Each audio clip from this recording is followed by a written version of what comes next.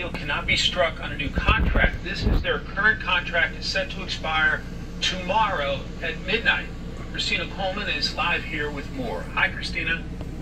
Hi, Mike. At least 45,000 dock workers could go on strike by 12:01 a.m. early Tuesday morning, dealing a crippling blow to the U.S. economy just ahead of the holiday season. The potential strike would impact at least 36 ports along the east and Gulf Coast from Maine to Texas that handle nearly half of the cargo transported in and out of the U.S. on ships. It's expected to cost the U.S. economy at least $5 billion daily, due in part to major snags in the supply chain. A number of businesses and retailers have already stocked up on goods as they... You hear what it said? $5 billion a day.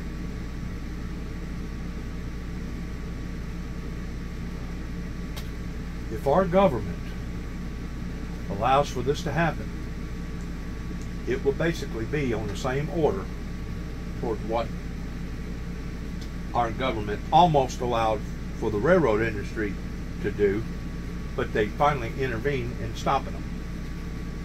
This is a crippling blow that needs to be intervened by presidential authority. They brace for a massive strike. We shifted quite a few containers already to the West Coast, so they're on their way now. But we weren't able to shift all of our containers because a lot of our containers were already on the water. And so once the container's on a ship, once the container is moving towards the port of intended destination, that's it, you're stuck. The group representing the ports, the U.S. Maritime Alliance, is at an impasse with the union representing the dock workers, the International Longshoremen's Association, or ILA.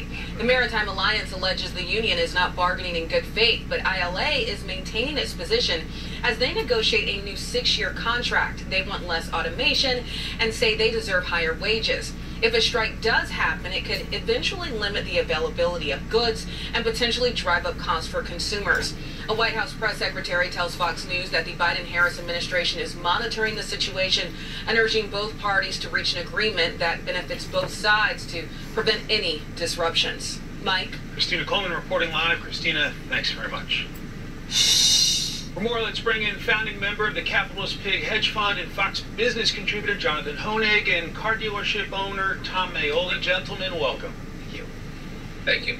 So let's flash on the screen for the audience those statistics in terms of the potential impact of this. 45,000 workers from 36 ports.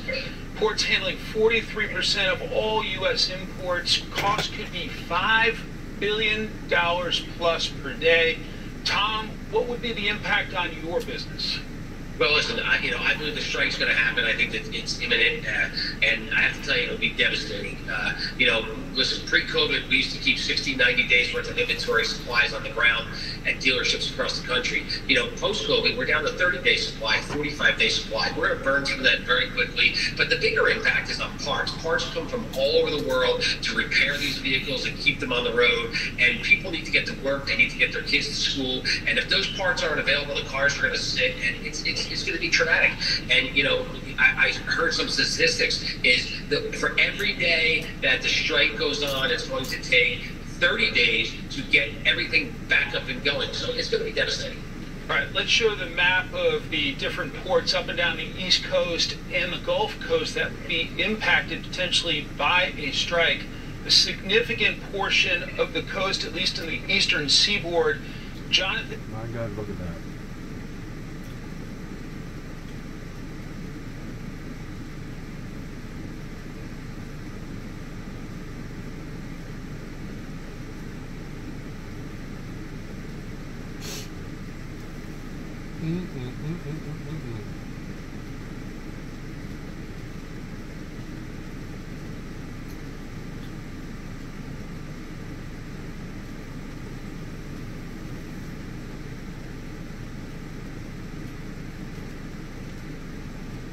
I'm looking at about 15 different places. 14, 15 different places. I'm going to estimate probably 60 million people. Give or take a few million people one way or the other. Wow.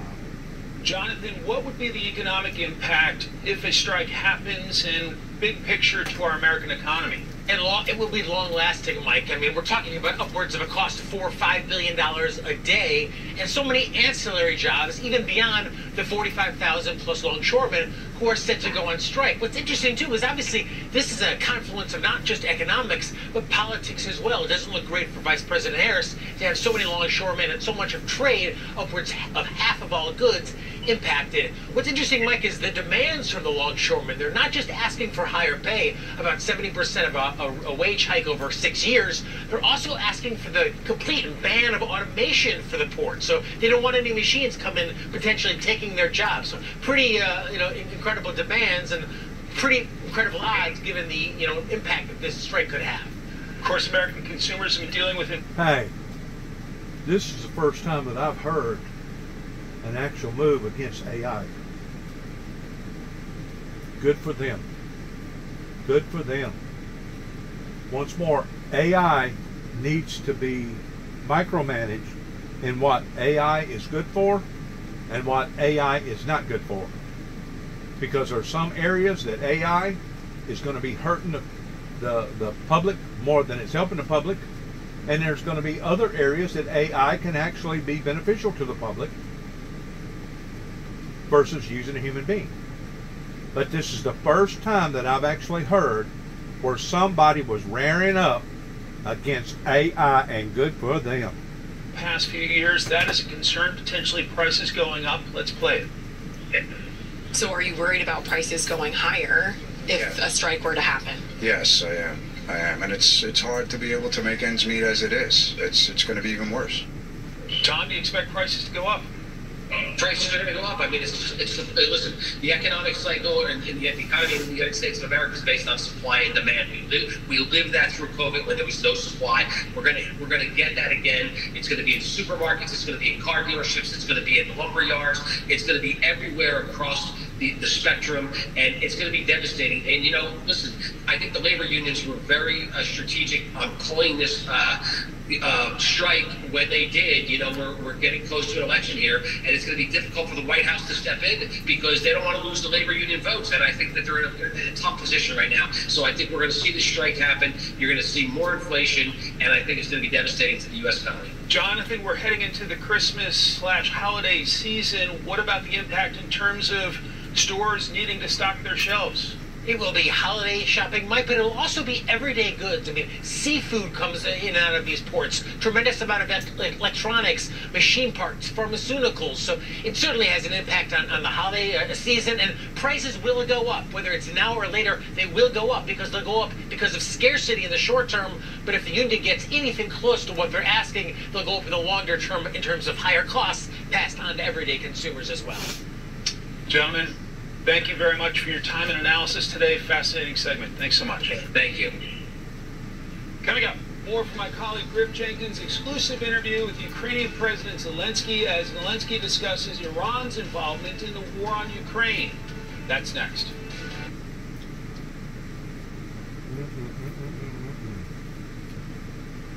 Their grandfather, now you've had to do that twice, then you have this, and then you have the hacking where